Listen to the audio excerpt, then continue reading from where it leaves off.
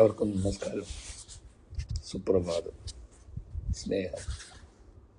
നമ്മൾ പലപ്പോഴും അനശ്വരം എന്നുള്ള വാക്ക് കേൾക്കാറുണ്ട്. ദൈവത്തിനെ പറ്റി പറയുമ്പോഴും, സ്വർഗത്തിനെ പറ്റി പറയുമ്പോഴും, ആത്മീയതയെ പറ്റി പറയുമ്പോഴും, ആത്മാവിനെ പറ്റി പറയുമ്പോഴും അനശ്വരം എന്നുള്ളൊരു വാക്ക് നമ്മൾ കേൾക്കാറുണ്ട്. നിത്യത, പെർമനൻസ്. പക്ഷേ നമ്മളൊരിക്കലും നശ്വരമായത് എന്താണെന്ന് നമ്മൾ പലപ്പോഴും ഓർക്കാറില്ല. നമ്മളുടെ ശരീരം, നമ്മളുടെ യൗവനം, നമുക്കുള്ള പണം, സ്വത്ത്, നമ്മൾ വിചാരിക്കുന്ന നമ്മുടെ ഭംഗി, ഇതൊക്കെ വാസ്തവത്തിൽ നശ്വരമാണ്, ഒരിക്കലും പെർമനൻ്റ് അല്ല. ഇതൊക്കെ ഏകദേശം നമുക്ക് അറിയാം. പക്ഷേ നമുക്ക് നമ്മുടെ ചുറ്റുമുള്ള മനുഷ്യർ, നമ്മൾ അധികം സ്നേഹിക്കുന്ന അല്ലെങ്കിൽ നമ്മെ അധികം സ്നേഹിക്കുന്ന മനുഷ്യർ, നമുക്ക് അവരോടുള്ള റിലേഷൻഷിപ്പ് അല്ലെങ്കിൽ അവർക്ക് നമ്മളോടുള്ള റിലേഷൻഷിപ്പ്, അത് അമ്മ മുതൽ അച്ഛൻ, അമ്മ, അച്ഛൻ, സഹോദരിമാർ, സഹോദരന്മാർ,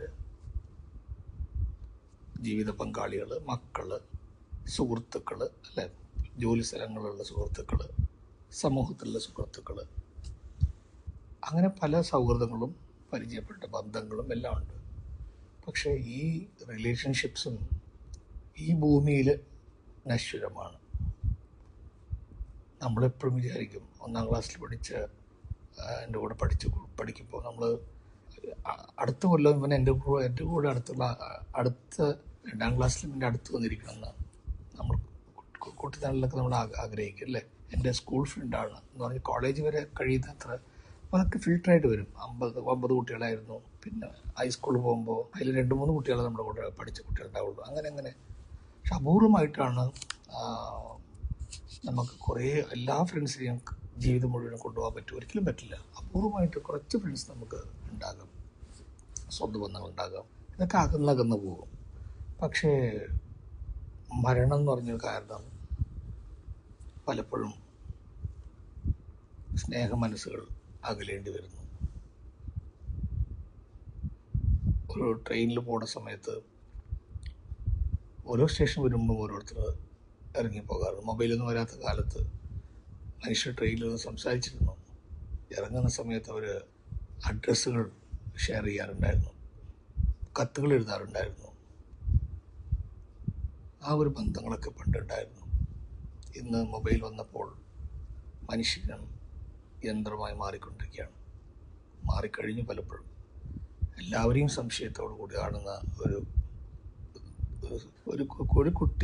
കുട്ടിക്കൊരു ചോക്ലേറ്റ് കൊടുക്കുമ്പോൾ ട്രെയിനിൽ കുട്ടികൾക്ക് നമ്മൾ പഠിപ്പിച്ച് കൊടുക്കുക, അയ്യോ ആരും കൊടുത്തായിരുന്നു, എന്നാലും വാങ്ങിക്കരുത്, ബിസ്ക്കറ്റിൽ മായം കലർത്തി കാണും, അവർ മയക്കി കൊണ്ടുപോകും.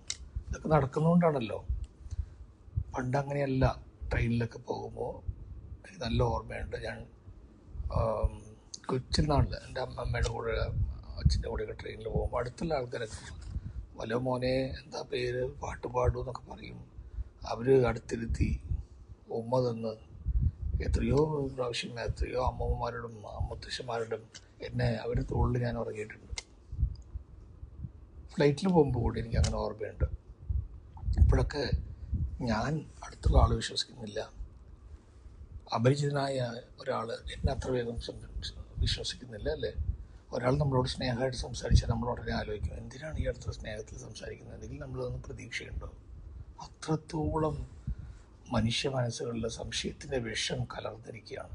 ആരെയും തെറ്റായിട്ട് കാണുക, ആരെയും മറ്റുള്ള ആൾക്കാരോടുകൂടി താരതമ്യപ്പെടുത്തി അവരെ ചെറുതാക്കുക, ഇതൊക്കെ ഇങ്ങനെ അടുത്ത കാലത്ത് വന്ന ഒരു ഒരു അസുഖം തന്നെ പറയാം. ഇവരൊക്കെ മറന്നു പോകുന്നത് നമ്മൾ ആരെ പറ്റിയാണോ പറയുന്നത് ഇവർ പെട്ടെന്ന് ഇല്ലാതാകും. അല്ലെങ്കിൽ അവരെ പറ്റി പറഞ്ഞുകൊണ്ടിരിക്കുന്ന ഈ കൂട്ടവും അവരില്ലാതാകും. പറഞ്ഞു വന്നത് ഈ ജീവിതം ഈ ഭൂമിയിൽ നശ്വരമാണ്. പക്ഷേ നമുക്കെല്ലാം ഒരേ ഒരു വിശ്വാസം, നമ്മുടെ സത്യവും എന്താണെന്ന് വെച്ചാൽ, നമുക്ക് ധ്യാനം ചെയ്യുന്ന നമുക്കറിയാം നമ്മുടെ ശരീരത്തിന് ഈ ഭൂമിയിലുള്ള ജീവിതം മാത്രമാണ് നശ്വരം. പക്ഷെ നമ്മുടെ ആത്മാവിന് എപ്പോഴും അനശ്വരമായ ഒരു നിത്യതയുണ്ട്. പ്രത്യേകിച്ച് ധ്യാനം ചെയ്യുന്ന നമുക്ക് അതിൻ്റെ അനുഭവങ്ങൾ നമുക്കറിയാം. ഒരു കാര്യം പറഞ്ഞാൽ നിങ്ങൾക്ക് ഷോക്കായി പോകും. അടുത്ത കാലത്ത് ഞാൻ വായിച്ച് മനസ്സിലാക്കിയതാണ്. നമ്മളൊക്കെ മരിച്ചു കഴിഞ്ഞാൽ നമുക്കൊന്നൊരു വലിയ പേടി ഉണ്ടാകും. നമ്മുടെ ആത്മാവിനൊന്നും വലിയ ഭയം ഉണ്ടാകില്ല. നമ്മുടെ ഉണർവിന്, നമ്മുടെ നമ്മുടെ കോൺഷ്യസ്നെസ്സിന് ഭയം ഉണ്ടാകില്ല എന്ന് പറയുന്ന കാരണം, നമ്മൾ ധ്യാനം ചെയ്യുന്ന സമയത്ത് പല അനുഭവങ്ങളും നമുക്കില്ലേ. നമ്മളിങ്ങനെ യാത്ര ചെയ്യുന്ന പോലെ തോന്നും. പർവ്വതങ്ങൾക്ക് മേലെ, ആകാശത്തിന് മേലെ ഇങ്ങനെ പോകുന്ന ഓരോ കാഴ്ചകൾ കാണാം. ഓരോരുത്തർക്കും ഓരോ അനുഭവമാണ്. എൻ്റെ അനുഭവമല്ല നിങ്ങൾക്ക്. പക്ഷേ മരണപ്പെട്ട് കഴിഞ്ഞാൽ ഈ ആത്മാവിൻ്റെ യാത്ര നമുക്ക് ധ്യാനം ചെയ്യുന്ന പോലെ ഉണ്ടാകുള്ളൂ. ഒരു ഭയപ്പെടുക അല്ലെങ്കിൽ നമ്മൾ അകന്നു പോവുക അങ്ങനെയൊന്നും ഉണ്ടാകില്ല എന്നാണ് ആ പുസ്തകത്തിൽ പറയുന്നത്. വളരെ സന്തോഷകരമായ ഒരു യാത്രയായിരിക്കും. അപ്പോൾ സാധാരണ മനുഷ്യർക്കൊക്കെ നശ്വരമായി തോന്നുന്ന ഈ ലോകത്തെ ശരീരത്തിനും ഈ ഇവിടുത്തെ ഈ ജീവിതവും നശ്വരമാണ്. ഏറിയാൽ 60 കൊല്ലം, 70 കൊല്ലം അല്ലെങ്കിൽ 50. നമ്മളൊക്കെ ജീവിച്ചിരിക്കുന്ന കാലം ഇപ്പോൾ 40 വയസ്സോ 50 വയസ്സോ ആൾക്കാർ ഇനിയൊരു 50 വയസ്സ് ജീവിക്കുന്നൊക്കെ പറയാൻ പറ്റുമോ? ഒരിക്കലും പറ്റില്ലല്ലോ. ഞാൻ ഇടയ്ക്കിടയ്ക്ക് പറയാറുള്ളത് പോലെ ടാഗോർ പറയുന്നുണ്ട്, death is knocking at the door. Now you take a call whether you want to be in happiness or not, or in bliss or not. മരണം വാതിൽക്ക് എല്ലാവർക്കും മുട്ടിക്കൊണ്ടിരിക്കുകയാണ്. ഉള്ള കുറച്ച് സമയത്ത് എത്രത്തോളം നന്മകൾ ചെയ്യാൻ പറ്റുമോ എന്നുള്ള ചിന്തയോടുകൂടി സന്തോഷമായിരിക്കാനായിട്ടുള്ള തീരുമാനങ്ങൾ നമ്മൾ എടുക്കുകയാണെങ്കിൽ അത് വളരെ പവിത്രമായിരിക്കും. അപ്പോൾ നമ്മുടെ ഈ ജീവിതം ഈ ഭൂമിയിൽ നമുക്ക് വളരെ കുറവാണ്. നമ്മളൊരു പിക്നിക്കിനായിട്ട് വന്നിരിക്കുകയാണ്. അത് കഴിഞ്ഞാൽ നമ്മൾ ഉടനെ പോകും. പിക്നിക് നമ്മൾ സന്തോഷിക്കണം, സഹായിക്കണം, എല്ലാവർക്കും അനുഗ്രഹമായി മാറിയിരിക്കണം. ആരെയും നമ്മൾ വിഷമിപ്പിക്കരുത്. അനാവശ്യമായ സംശയങ്ങളും കുറ്റപ്പെടുത്തലുകളും ഒന്നുമില്ലാതെ ഇവിടെ തന്ന ദിവസങ്ങളെല്ലാം നമ്മൾ നന്മയായിട്ട് ഉപയോഗിച്ചിട്ട് ഇതിൻ്റെ കണക്കുകൾ എല്ലാം അവിടെ ചെയ്യുന്ന എല്ലാത്തിനും കണക്കുകളുണ്ട്. അതാണ് നമ്മൾ ലോ ഓഫ് കർമ്മ സിദ്ധാന്തത്തിൽ പഠിക്കുന്നത്. ഇവിടെ നമ്മൾ എന്തൊക്കെ ചെയ്തു? ഏകദേശം ഒരു 30,000-40,000 ദിവസങ്ങൾ ഒരു മനുഷ്യൻ ജീവിതത്തിലുള്ളൂ. അതിൽ പാതി കാലം അവൻ ഉറങ്ങുകയാണ്. ബാക്കിയുള്ള ഈ ശിഷ്ടകാലത്തിൽ എന്തുകൊണ്ട് നന്മ ചെയ്തുകൂടാ എന്ന് നമുക്ക് ആലോചിക്കാവുന്നതല്ലേ ഉള്ളൂ. അപ്പോൾ ഈ ജീവിതം എന്ന് പറയുന്നത് നമ്മൾ പലരെയും കാണുന്നു, ഒരു കൃത്യസമയത്ത് കാണുന്നു. ഓരോ സമയത്ത് ഒന്നിലോ അഭിപ്രായ വ്യത്യാസങ്ങൾ കൊണ്ട്, അല്ലെങ്കിൽ മരണങ്ങൾ കൊണ്ട്, അല്ലെങ്കിൽ താമസിക്കുന്ന സ്ഥലത്തിൻ്റെ മാറ്റങ്ങൾ കൊണ്ട് അങ്ങനെ അകന്നകന്ന് പോയിരിക്കുകയാണ് പല മനുഷ്യരും. പിന്നെ വീണ്ടും പുതിയ മനുഷ്യർ വരുന്നു, പല പാഠങ്ങൾ നൽകുന്നു. ചില ആൾക്കാർ നമ്മൾ വേദനിപ്പിക്കുന്നു, ചില ആൾക്കാരിൽ നിന്ന് നമുക്ക് നല്ല പാഠങ്ങൾ കിട്ടുന്നു. കുറേ പേര് നമുക്ക് കുറേ സ്നേഹം തരുന്നുണ്ട്. എൻ്റെ ജീവിതത്തിൽ ഞാൻ കണ്ടത് എല്ലാ മനുഷ്യരെയും, ഞാൻ കണ്ട മനുഷ്യരെല്ലാവരും എനിക്ക് കുറേ സ്നേഹം തന്നിട്ടുണ്ട്. ആ സ്നേഹത്തിനൊക്കെ ഞാൻ അവർക്കൊന്നും പലപ്പോഴും തിരിച്ചു കൊടുക്കാൻ പറ്റില്ല. പക്ഷെ എനിക്ക് വേറൊരു മനുഷ്യരെ കാണുമ്പോൾ ആ സ്നേഹത്തിന് തിരിച്ചു കൊടുക്കാൻ പറ്റുന്നുണ്ട്. അവരിൽ നിന്നും എനിക്കൊന്നും തിരിച്ചും സ്നേഹം കിട്ടിയിട്ടില്ല. ഇതൊരു വലിയ അതിശയമാണ് സ്നേഹത്തിൻ്റെ. എനിക്ക് അപരിചിതരായ പലരും എനിക്ക് എവിടേക്കോ കുറേ സ്നേഹം തന്നിട്ടുണ്ട്. ഒരു വാക്കായിരിക്കാം, ഒരു പുഞ്ചിരിയായിരിക്കാം. ഞാൻ ഓടിച്ചാടിപ്പോയി ഇങ്ങനെ ശ്വാസം മുട്ടിരിക്കുന്ന ഇങ്ങനെ പാൻറ്റിങ് ആകുന്ന സമയത്ത് എന്നെ ആശ്വാസപ്പെടുത്തുന്ന ഒരു കരം, അല്ലെ ഒരു കൈ, വീഴുമ്പോൾ താങ്ങിയ കൈകൾ എന്നോട് പറഞ്ഞു ആ അപരൻ ആരാണെന്ന്. നമ്മൾ വീഴുന്ന സമയത്ത് ആരോ ആയിരിക്കും നമ്മുടെ ആ കൈത്താങ്ങൽ കൊണ്ട് നമ്മളെ വീഴാതെ കാക്കുന്നത്. ആ അപരൻ തീർച്ചയായിട്ടും ഒരു മനുഷ്യനായിരിക്കില്ല. മനുഷ്യൻ്റെ രൂപത്തിലുള്ള നമ്മൾ ദൈവമോ അല്ലെങ്കിൽ കോസ്മിക് എനർജിയോ പ്രപഞ്ചശക്തിയോ, അതിൻ്റെയൊക്കെ അതിശയമാണത്.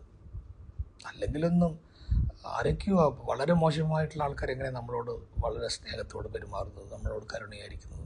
ആരാന്നറിയാത്ത പലർക്കും നമ്മളെങ്ങനെയാണ് ഇത്ര സ്നേഹം കൊടുക്കുന്നത്? എന്തൊക്കെയാണ് ഇതിലൊക്കെ? ആരൊക്കെയോ എങ്ങനെയാണ് ഇവരൊക്കെ പലരും ഇത്രയും മോശമായ ലോകം എന്നൊക്കെ പറയുന്ന കാലത്തും എത്രയോ നല്ല മനുഷ്യർ ഈ ലോകത്തുണ്ടല്ലോ. അവരെ കാണാനും അവരുടെ സ്നേഹത്തിന് അനുഭവിച്ചറിയാനും അവർക്ക് സ്നേഹം നൽകാനൊക്കെ എവിടെ നിന്നാണ് നമുക്ക് ആ ഒരു ആ ഇൻസ്റ്റിങ്ക്റ്റ് കിട്ടുന്നത് എന്നൊക്കെ നമ്മൾ ആലോചിച്ച് നോക്കുമ്പോൾ വാസ്തവത്തിൽ ഈ ഭൂമി, ഇവിടെ ജീവിക്കുന്ന ഈ ഭൂമിയിൽ കുറേ നന്മകളുണ്ട്, കുറേ സന്തോഷങ്ങളുണ്ട്. പക്ഷെ നമ്മളത് പലപ്പോഴും അറിയുന്നില്ല. അപ്പോൾ ഈ ജീവിതം എന്ന് പറയുമ്പോൾ നമ്മൾ പലരെയും കണ്ടുമുട്ടുന്നു, പലരെയും ഓരോ കാലങ്ങളിൽ അകന്നു പോകുന്നു, തിരിച്ചും ചിലപ്പോൾ കാണാതിരിക്കാം. പക്ഷേ നിത്യതയിൽ നമ്മുടെ ആത്മലോകത്തിൽ ഈ ഭൂമിയിൽ കണ്ട എല്ലാവരെയും നമ്മൾ അവിടെ കാണുന്നതാണ് പറയുന്നത്. അത് ദൈവമില്ല എന്ന് പറയുന്ന ആൾക്കാരുടെ ഗവേഷണങ്ങളിൽ പോലും ആത്മലോകമുണ്ട് എന്നുള്ള ഒരു സത്യം അവർ പറയുന്നുണ്ട്. ഇതിനെയൊക്കെ ആസ്പദമാക്കി ഒരു കൊച്ചു കഥ ഞാൻ പറയാം. കൽക്കട്ടയിൽ ഒരു വളരെ മെയിൻ സിറ്റിയിൽ ഉണ്ടായിരുന്ന ഒരാൾക്ക് ഒരു പോസ്റ്റ് മാസ്റ്ററിന് ഉൾഗ്രാമത്തിൽ ഒരു ജോലി കിട്ടി. അപ്പോൾ അദ്ദേഹത്തിന് വളരെ വിഷമാണ്. തൻ്റെ ഭാര്യ, കൊച്ചു കുഞ്ഞ് മോള്, ഒരു 3 വയസ്സോ 4 വയസ്സായ ഒരു കുട്ടി, അച്ഛൻ, അമ്മ, അങ്ങനെ വലിയ നല്ലൊരു കുടുംബത്തിൽ നിന്ന് പുള്ളിക്കാരൻ അകന്നു പോവുകയാണ്. അപ്പോൾ അപ്പോഴൊക്കെ ആഴ്ചക്കൊരിക്കലൊന്നും വരാൻ പറ്റില്ല, ശമ്പളമൊക്കെ കുറവാണല്ലോ. മാസത്തിലൊരിക്കലോ 2 മാസത്തിലൊരിക്കലേക്ക് അദ്ദേഹത്തിന് തൻ്റെ സിറ്റിയിലുള്ള വീട്ടിലേക്ക് വരാൻ പറ്റുള്ളൂ. ഈ ഗ്രാമത്തിൽ ദുഃഖിതനായിട്ട് പോയതാണ്. പക്ഷെ അവിടെ ചെന്ന സ്ഥലത്ത് ജോലി ചെയ്യുന്ന ആ പോസ്റ്റ് ഓഫീസിൻ്റെ കുറച്ചടുത്ത് തന്നെ അയാൾക്കൊരു വീട് കിട്ടി, വാടകയ്ക്കൊരു വീട് കിട്ടി. അപ്പോൾ ഹൗസ് ഓണറും ഇയാളും ഇയാൾ കാലത്ത് എണീറ്റിങ്ങനെ ഓടി ജോലിക്ക് പോകും, വൈകുന്നേരം വരും, അങ്ങനെ അവിടെ ആഹാരം വല്ലതും കഴിക്കും. അങ്ങനെയുള്ള സമയത്ത് പെട്ടെന്നാണ് അവിടെ കൊച്ചു കുഞ്ഞ് 2-ാമത്തെ ദിവസമോ 3-ാമത്തെ ദിവസം ഒരു കൊച്ചു കുഞ്ഞിനെ കാണുന്നത്. ആ കുട്ടിക്ക് അപ്പോൾ ഒരു വയസ്സോ അല്ലെങ്കിൽ അത്രയേ ഉള്ളൂ കുട്ടിയെ. അപ്പോൾ ഇയാൾക്ക് വളരെ സന്തോഷം. ആരുമില്ലാതെ ഒരു അനാഥനെ പോലെ, ഇത്ര വലിയ കുടുംബത്തിൽ ജീവിച്ചിട്ട് ഒരു അനാഥനെ പോലെ നമ്മളിവിടെ ഉണ്ടല്ലോ എന്നുള്ള ദുഃഖമൊക്കെ മാറി. ഈ കുട്ടിയെ കാലം നേരത്തെ എണീറ്റ് ഈ കുട്ടിയെ എണീപ്പിക്കും, പാട്ട് പാടിക്കൊടുക്കും. പിന്നെ അങ്ങനെ 1 കൊല്ലോ 2 കൊല്ലമൊക്കെ ഈ കുട്ടിയോട് കൂടി നല്ല പരിചയമായി. അപ്പോൾ ഈ കുട്ടി അങ്കിൾ എന്ന് പറഞ്ഞ് ഇങ്ങനെ കാത്തിരിക്കുകയായിരിക്കും വൈകുന്നേരം ജോലി കഴിഞ്ഞ് വരുമ്പോൾ. അപ്പോൾ ആ കുട്ടിക്ക് ഇഷ്ടപ്പെട്ട എന്താണ് ചോക്ലേറ്റ്സ്, പിന്നെ ടോയ്സ് എല്ലാം പുള്ളിക്കാർ വാങ്ങിച്ചു കൊടുക്കും. അങ്ങനെ അവർക്കുള്ളിൽ ഭയങ്കര എന്താ പറയുക, ഒരു അങ്കിൾ അല്ലെങ്കിൽ ഒരു മുത്തശ്ശനും കൊച്ചിനുമുള്ള ആ റിലേഷൻഷിപ്പ് ഇന്നത്തെ കാലം പോലെയല്ല കേട്ടോ. ആ കാലത്തുള്ള പവിത്രത അത്ര.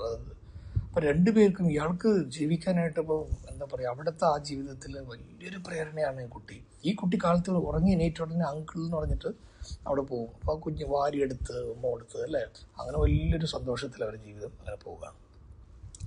ഈ കുട്ടിക്ക് അപ്പോൾ ഞാൻ പറയാം വയസ്സ് വളരെ കുറവാണ്. ഒരു സമയത്ത് 3 വയസ്സോ 4 വയസ്സോ കാണും, 3 വയസ്സ് കണ്ടാണോ. ഇപ്പോഴുള്ള കുട്ടികളുടെ അത്രയൊന്നും വലിയ ബുദ്ധിയൊന്നുമില്ല. വളരെ നിഷ്കളങ്കരായിരുന്നു, വളരെ പവിത്രമായിരുന്ന അക്കാലം എന്ന് പറയാം. അധികം ഇൻഫർമേഷനും ഇല്ലാത്ത സമയത്താണല്ലോ കുട്ടികളും മനുഷ്യരൊക്കെ ആ ഒരു നിഷ്കളങ്കതയുടെ ഭംഗി കാണാൻ പറ്റുള്ളൂ. ഇപ്പോഴും ഞാൻ ഗ്രാമങ്ങളിൽ പോകുമ്പോഴൊക്കെ ചില വീടുകളൊന്നും കൂട്ടിയിട്ട് പോലും ഉണ്ടാകില്ല. കൃഷിക്കാരൊന്നും അവർക്ക് എന്താ ഒന്നും അറിയില്ല. എന്താ കുട്ടി എപ്പോഴാണ് വന്നത്, സുഖമല്ലേ എൻ്റെ ഉണ്ണിക്ക് എന്ന് പറയുന്ന ആ ഒരു വാക്കിലുള്ള സ്നേഹമൊക്കെ. പക്ഷെ അതേ സിറ്റിയിലൊക്കെ അങ്ങനെയൊന്നുമല്ല. ഹായ് ഹൗ ആർ യു എന്നൊക്കെ പറയും. അത് അതിൻ്റെ പുറത്ത് ശബ്ദം ഒന്നായിരിക്കും, ഹൃദയത്തിൽ വേറൊന്നായിരിക്കും. ആ ഒരു നിഷ്കളങ്കതയൊക്കെ അധികം ഇൻഫർമേഷൻ ഇല്ലാത്ത സമയത്താണ് ഭംഗിയായിരിക്കുക. അപ്പോൾ അങ്ങനെ ഇരിക്കുന്ന സമയത്ത് ഒരു ദിവസം ഈ പോസ്റ്റ് മാസ്റ്ററിന് വളരെ സന്തോഷമായ ഒരു ന്യൂസ് കിട്ടി. എന്താണെന്ന് വെച്ചാൽ ഇദ്ദേഹത്തിന് ഈ ഗ്രാമത്തിൽ നിന്നും അദ്ദേഹത്തിൻ്റെ സിറ്റിയിലുള്ള വീടിൻ്റെ അടുത്ത് തന്നെയുള്ളൊരു പോസ്റ്റ് ഓഫീസിൽ ട്രാൻസ്ഫർ കിട്ടി. വളരെ സന്തോഷത്തോടു കൂടി അദ്ദേഹം വീട്ടിലേക്ക് വരുന്നു, പാക്ക് ചെയ്യുന്നു. പെട്ടെന്ന് ഈ സന്തോഷത്തിൽ ഈ കൊച്ചിൻ്റെ കാര്യം എന്താ പറയുക, കൊച്ചിനെ അന്ന് കാണാൻ മറന്നുപോയി. ആ കുട്ടിയും അന്ന് കാലത്ത് സുഖമായി ഉറങ്ങുകയാണ്. നല്ല അതുപോലത്തെ ഒരു ഡിസംബർ മാസം. അപ്പം കുട്ടിക്ക് നല്ല തണുപ്പൊക്കെ ഉള്ളതുകൊണ്ട് നല്ലതായിട്ട് പൊതച്ചൊക്കെ ഉറങ്ങുകയാണ് കുട്ടി. പെട്ടെന്ന് ഇയാൾക്ക് ഓർമ്മ വന്നു, ദൈവമേ നമ്മൾ ഈ കൊച്ചിനെ ഒന്ന് കാണണമല്ലോ എന്നൊക്കെ പറഞ്ഞ് അവിടേക്ക് പുറപ്പെടുന്ന മുമ്പ് സാധനങ്ങളൊക്കെ പാക്ക് ചെയ്ത് അയച്ചിട്ട് സന്തോഷത്തോടു കൂടി ഈ വീട്ടിലേക്ക് വന്ന് ലാൻഡ് ലോഡൊക്കെ പറഞ്ഞ് പണമൊക്കെ കൊടുത്തിട്ട്. അപ്പോൾ അവരുടെ മുഖത്തൊക്കെ ഒരു വാട്ടം. എന്താണെന്ന് വെച്ചാൽ ഇയാൾ പോയി കഴിഞ്ഞാൽ കുഞ്ഞു ഉറങ്ങി കഴിഞ്ഞാൽ ഉടനെ അങ്കിൾ പറഞ്ഞ് അങ്ങോട്ട് പോകുമല്ലോ. അപ്പോൾ എങ്ങനെയാണ് ഈ കുട്ടിയുടെ കരച്ചിൽ നിർത്തുക എന്നൊക്കെ പറഞ്ഞ് ആ കുടുംബക്കാരൊക്കെ വിഷമിച്ചിരിക്കുമ്പോൾ പെട്ടെന്ന് ഇയാൾക്ക് ആ ഓർമ്മ വരും, ദൈവമേ ഞാൻ ഇനി എങ്ങനെയാണ് ഈ കുട്ടിയെ കാണാതിരിക്കുക. അതേ സമയത്ത് ഉള്ളിലൊരു സന്തോഷമുണ്ട്. അവിടെ തൻ്റെ മാതാപിതാക്കളെയും ഭാര്യയും മക്കളെയൊക്കെ കാണാനുള്ള സന്തോഷം കൊണ്ട് കാത്തിരിക്കുകയാണ് അദ്ദേഹം. അങ്ങനത്തെ ഒരു വ്യത്യസ്തമായ ഒരു മാനസിക നിലയിൽ ഈ കുട്ടി ഉറങ്ങിയിരിക്കുന്ന കുട്ടിയെ എടുത്ത് മടിയിൽ വെച്ച് ഒരു ഉമ്മ കൊടുത്തിട്ട് അദ്ദേഹം ഒരു കത്ത്, അതിനുള്ളിൽ എഴുതി വെച്ചൊരു കത്ത്, കുറച്ച് ചോക്ലേറ്റൊക്കെ എഴുതിയിരുന്നു. ആ കത്തിൽ കുറേ അനുഗ്രഹങ്ങളും ആശീർവാദങ്ങളും കുറേ ഉപദേശങ്ങളും എന്തൊക്കെ പഠിച്ച് എത്രയൊക്കെ ആകണം, അദ്ദേഹത്തിന് അഡ്രസ്സ്, വിദ്യാഭ്യാസം, സഹായം ചെയ്യാന്നുള്ള വാഗ്ദാനങ്ങളെല്ലാം ഇട്ടിട്ടുണ്ടായിരുന്നു. അതൊന്നും വലിയ കാര്യമില്ല. പക്ഷെ ആ കത്തിൻ്റെ അവസാനം ഒരു വരി ഉണ്ടായിരുന്നു, life is nothing but meeting and departing, love uncle എന്ന് പറഞ്ഞ് എഴുതിയിട്ടുണ്ടായ ജീവിതം നമ്മൾ പലരും പരസ്പരം കണ്ടുമുട്ടുകയും പിരിഞ്ഞു പോകുന്നതാണ് ജീവിതം എന്നുള്ളൊരു ഒരൊറ്റ വരി അതിലെഴുതിയിരുന്നു. ആ വരി എന്നെ വല്ലാണ്ട് ടച്ച് ചെയ്തു. ആ കുട്ടി വളർന്നതിന് ശേഷം ആ കുട്ടിക്കും ആ വരി വളരെ ടച്ച് ചെയ്തിരിക്കും. നമ്മൾ കണ്ടപ്പോൾ അതുകൊണ്ടാണ് ഈ കഥ അവിടെ തീരുകയാണ്. ഞാനിതിനു മുമ്പ് പറഞ്ഞതുപോലെ ജീവിതം ഈ നശ്വരമായ ജീവിതത്തിൽ നമ്മൾ കാണുന്ന മനുഷ്യരെല്ലാം നമ്മൾ കുറേ കാലം കാണണമെന്നില്ല. നമ്മൾ വിചാരിക്കും, ഞാൻ വിചാരിച്ചിരുന്നു എൻ്റെ അമ്മ എൻ്റെ ആയുസ്സുകാലം മുഴുവൻ ഉണ്ടാകും എന്നൊക്കെ ഞാൻ വിചാരിച്ചിരുന്നു. പക്ഷെ പെട്ടെന്നാണ് മനസ്സിലായത്, അല്ല, വയസ്സാകുമ്പോൾ ഒരു മനുഷ്യൻ തന്നെ ആകണ്ടേ. എല്ലാവർക്കും സ്വർഗം വേണം, മരണം വേണ്ടെന്ന് പറഞ്ഞാൽ എങ്ങനെയാണെന്നൊരു കവിതയുണ്ട്. അപ്പോൾ ഓരോ മരണവും നമുക്കൊരു ബോധ്യമരമാണ്. പൊട്ടിക്കറിയാറുണ്ട് നമുക്ക് വളരെ വേണ്ടപ്പെട്ടവരൊക്കെ അകന്നു പോകുമ്പോൾ. ആത്മീയത നമുക്കുണ്ട്, അതൊക്കെ നമ്മളും അവിടെ ചെല്ലും, നമ്മളും ആത്മലോകത്ത് ചെല്ലും എന്നൊക്കെ. പിന്നെ പിൽക്കാലത്ത് ദുഃഖത്തിനെ സമാധാനിപ്പിക്കാനായിട്ടുള്ള അറിവ് തേടി പോകുന്ന സമയത്ത് ആത്മജ്ഞാനം നമ്മളെ സമാധാനിപ്പിക്കുന്നുണ്ട്. പക്ഷെ ആ വഴി കൂടെ കടന്നു പോകുന്ന സമയത്ത് നമുക്ക് വളരെ വേണ്ടപ്പെട്ടവരാകുന്നു പോകുമ്പോൾ, ആ മരണത്തിനെ കാണുമ്പോൾ നമ്മുടെ മനസ്സിൽ ഓർക്കാറുണ്ട്, നമുക്ക് വളരെ വേണ്ടപ്പെട്ടവർ മരണപ്പെട്ടിട്ട് നമ്മൾ കരഞ്ഞു നിന്നിരുന്ന, അല്ലെങ്കിൽ പൊട്ടിക്കറിയാൻ പേടിച്ചാൽ, നമ്മൾ കരഞ്ഞാൽ മറ്റുള്ളവരൊക്കെ പേടിക്കുമോ, അല്ല അവരും ദുഃഖിക്കുമോ എന്ന് പറഞ്ഞ് പേടിക്കാതെ നമ്മൾ വിങ്ങിയിരുന്ന നിമിഷങ്ങളൊക്കെ നമുക്ക് ഓർക്കാം. അപ്പോൾ നമ്മൾ ചെയ്യേണ്ടത് എന്താണ്? ജീവിച്ചിരിക്കുന്ന കാലത്ത് നമ്മുടെ ചുറ്റുമുള്ള നമ്മുടെ മാതാപിതാക്കൾ, നമ്മുടെ ജീവിത പങ്കാളികൾ, നമ്മുടെ അയൽവാസികൾ, നമ്മുടെ സമൂഹത്തിലുള്ള എല്ലാവർക്കും നമ്മൾ വളരെ പെർഫെക്റ്റായിട്ട് ഒരാളെ അന്വേഷിച്ച് സ്നേഹിക്കാൻ പോയാൽ ആ ആൾ പറയും, ഞാനൊരു പെർഫെക്റ്റായ ആളെ അന്വേഷിച്ചുകൊണ്ടിരിക്കുന്നതെന്ന് പറയും. നമ്മൾ തന്നെ പെർഫെക്റ്റ് അല്ല, പിന്നെ എങ്ങനെയാണ് മറ്റുള്ളവരെ? ഒരു പെർഫെക്റ്റായ ആളെ മാത്രമേ നമുക്ക് സ്നേഹിക്കാൻ പറ്റുള്ളൂ, ഒന്ന് സ്നേഹത്തോടെ കാണാൻ പറ്റുള്ളൂ എന്നൊക്കെ, നമ്മൾ ഒരു ചെറിയ ഗിഫ്റ്റ് കൊടുക്കാൻ പറ്റുള്ളൂ എന്നൊക്കെ പറഞ്ഞാൽ നമുക്ക് ഒരിക്കലും ആരെയും നമുക്ക് ദൈവത്തിലേക്ക് മാത്രമേ നമുക്ക് അങ്ങനെ ദൈവം എന്നുള്ള സങ്കല്പം അല്ലെങ്കിൽ കോസ്മിക് റേഞ്ച് സങ്കല്പത്തിലേക്ക് മാത്രമേ എത്തിച്ചേരാൻ പറ്റുള്ളൂ. ഇവിടെ ഉണ്ടാകുന്ന കുറവുകളും കുറ്റങ്ങളും എല്ലാം നിറഞ്ഞ എന്തെങ്കിലുമൊക്കെ കുറവുകളൊക്കെ മനുഷ്യർക്ക് കാണും, നമുക്കില്ലേ? ആ കുറവുകളോട് കൂടി അവരെ സ്നേഹിക്കാനും അവരെ ഉൾക്കൊള്ളാനും അവരെയും ചേർത്ത് പിടിക്കാനുള്ള മനസ്സ് നമുക്കുണ്ടെങ്കിൽ life is nothing but meeting and departing എന്നുള്ള സത്യത്തിനെ ഉൾക്കൊണ്ടു കഴിഞ്ഞാൽ നമുക്ക് എല്ലാവരെയും സ്നേഹിക്കാൻ പറ്റും. എല്ലാവരെയും സ്നേഹിക്കുമ്പോൾ നമ്മുടെ ഹൃദയത്തിൽ നമുക്ക് സ്വർഗത്തെ കാണാം. ആ സ്വർഗത്തിൽ നമുക്കെപ്പോഴും സന്തോഷം ഉണ്ടായിരിക്കും. ആ സന്തോഷം നമുക്കെല്ലാവർക്കും ഉണ്ടാകട്ടെ എന്ന് നമുക്ക് പ്രത്യാശിക്കാം. എല്ലാവർക്കും എൻ്റെ സ്നേഹവും ശുഭദിനാശംസകളും. നന്ദി, നമസ്കാരം.